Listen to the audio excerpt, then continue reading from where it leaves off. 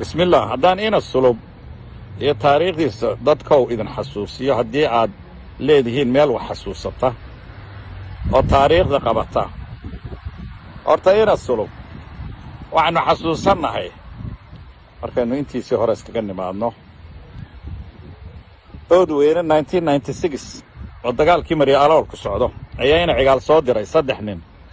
isaga ina warar cadde iyo la odhan jiray xasan suudi sidaan filayo 3 xaajiyadood buu soo kala siiyey oodweyne yimaadeen labadii nin ee kale ina warar cadde oo dee nabad sugida markuu arkay xaaladda ayuu sidii kuwan way dili doonaan oo iska noqdeen iyo ina suudiba ina sulub taa uu maanta sameeyey teedu la soo dhex galay kibir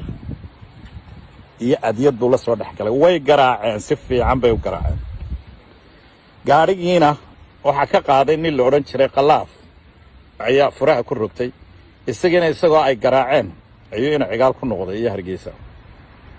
ina cigaal buu tago wuxuu nimanka way soo dileen wuxuu maxaad indhaha isaga basbaasaynaysa miyaad sida ragga markaad xaaladda aragtay iska soo noqotid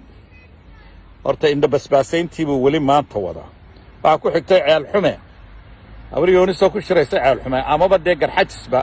oo guuyoobe fadhiyo ayuu 97kiina sidoo kale intuu yimi buu shirkan hala baabi'iyo waxaanu ku dhawaaqaynaa shir hargeysa in cigaal ka soo qayb galayo waxaan filayaa raggii joogay ee markaa guddoomiye ku-xigeenkii waxaa la odhan jiray ina faarax ninkii wasiirka ahaa ee xamar ku dhintay ayuu ahaa dabeetana waan filayaa nin kalena inuu ahaa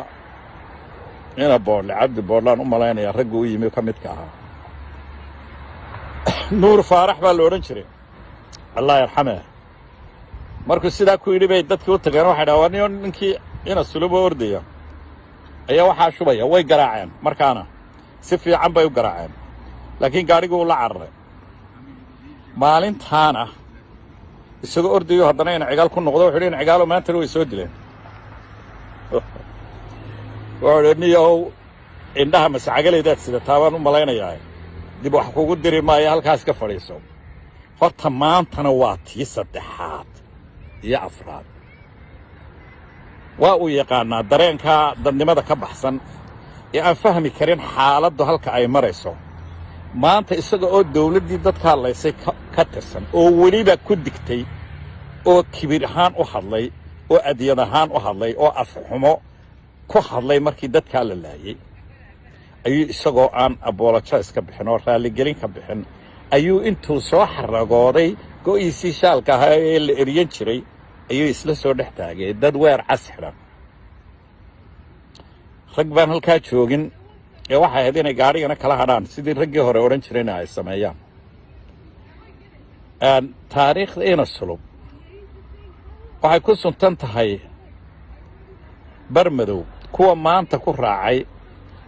ee tol ahaan isu soo barbar taagayna waxaan u arkaa waxaanan garan karinba oo aanan maanta halkan ka sheegi karin wax se odhan maayo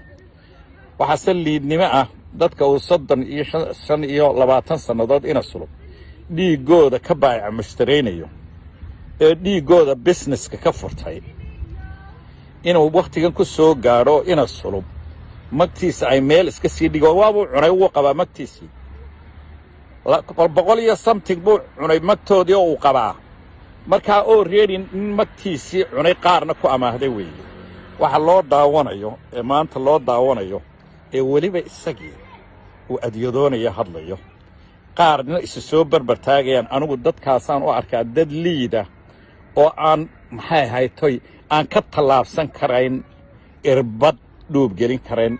qorina ka tallaabsan karin dadkaasaa aniga maanta aan ka cadhaysanay runtii ee uu sidaa u gelaya ninkaasi ee daawanaya waxaanaan leeyahay iramada hadlayow waxay ahayd inaad jiif caaqilkii burco ee xaalka bixiyey sharafta ka qaatay inaad u daysaan hadalka marse haddii aad furteen oo aad diiddeen inaad jiif caaqilkaa sharafta ka qaatay ee waddaday lahayd maray 80 jiro ka daba hadleen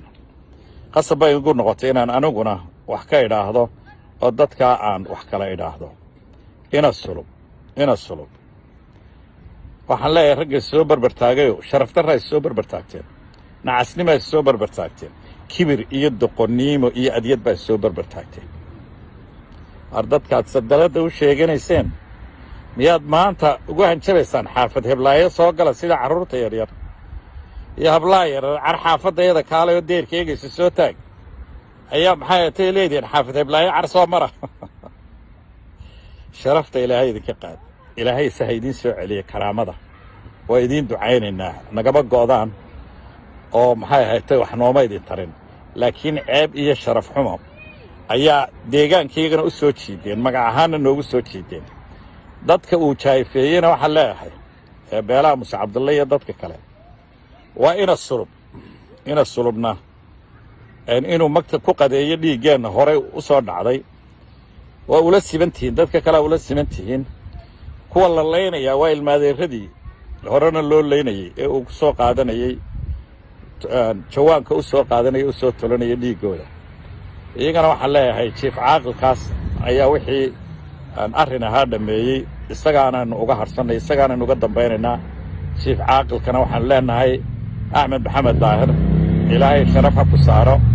waa karaamadii silsiladaasi lahayd caaqilkaas caaqilnimadu ayaad martay iyo sharafteediibaad martay aad baan idiin salaamayaa